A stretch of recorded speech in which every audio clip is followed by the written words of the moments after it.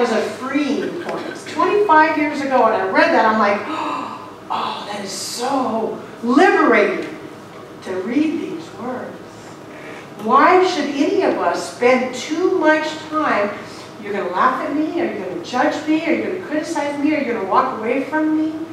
I'm saying the generic, too much time with those things. What you think of me is none of my business. So that means I go back to square one, which I already said. The God self is what we're trying to find here. The God self that is so confident in what we do. Woo, that's huge. The God self that is confident in the voice that comes out, in the keys that are played with the fingers that have practiced and practiced and practiced, in whatever it is that you're doing, in the way we relate to the relationships. The God self in me that is so confident that when I speak, I'm not one bit worried that somebody else is going to judge me. Oh, there's plenty of people who will judge us. Plenty of people who will judge anything and everything they can. But the difference is it's not our business. You hear that? Your job, our job, is to find the best authentic God self we can be and to give that in the most loving, awesome, kind, artistic, creative way. Speaking of judgments, we all know, don't we? Maybe you don't all know this. It tells us more about the other person than it does about us, you know. If somebody is judging you, rather than saying, oh, they're judging me, so I have to change, maybe consider what it says about them that they are being judgmental. I have two examples come to mind while I was working on this idea. And I thought about judgment. We have two things in our culture in America in a big way that people are judging. One of those things that came to mind is the fact that marriage equality has now happened and same-gender couples can now get legally married. There's a whole lot of judgment out there around some people. Should I let that bother me? No. In the past it might have. But the fact that somebody else may judge that tells me about their lack of compassion, their lack of kindness. It doesn't say anything about me. Why should I go high because somebody else may judge the fact that I want to call my partner my wife? It doesn't have anything to do with me. I'm being the most loving person I can. What it says about them. And I'm not going to judge back. It's just an awareness. But typically what people do is go, oh, I better not say that. I better hide, better put on that mask. I better hide that part of me away. There's another even more recent example. Caitlyn Jenner. There's a whole lot of people judging her. That tells me a whole lot more about them than about her. Her job is to be the best person she can be. Not to worry that other people are judging. I've heard a lot of people say, well, that doesn't take courage. That's not courage. That's selfish. Can you imagine living your whole life feeling that you had to squash part of who you truly were? Can you even imagine? I cannot imagine what she has gone through, or many, many other transgender people. I have no idea.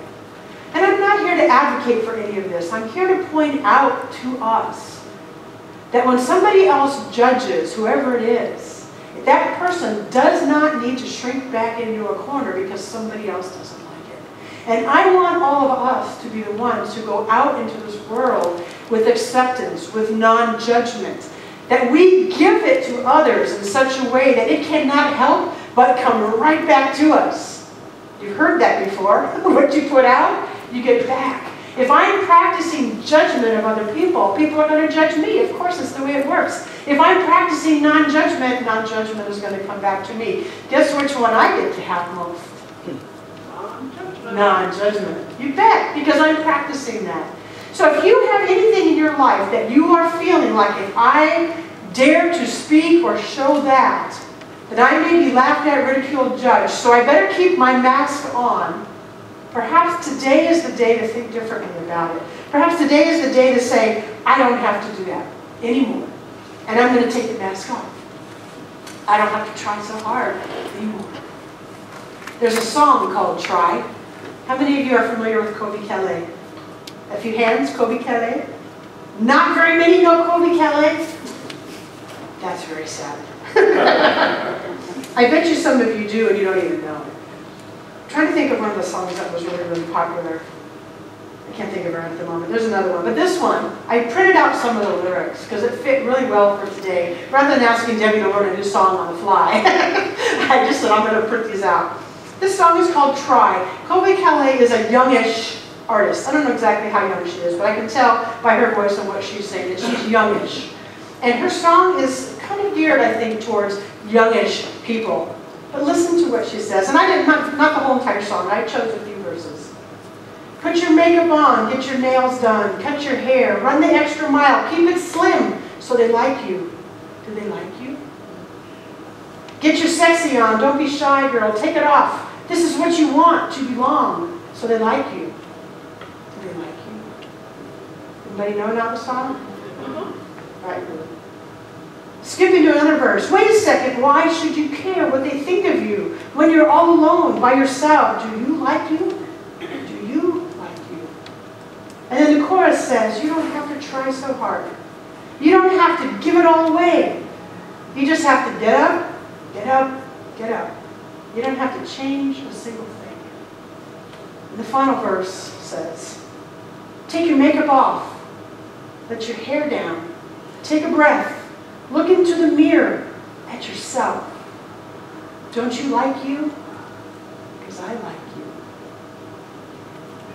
When I hear that song on the radio, I think, wow, I would have loved to have heard this when I was around 20.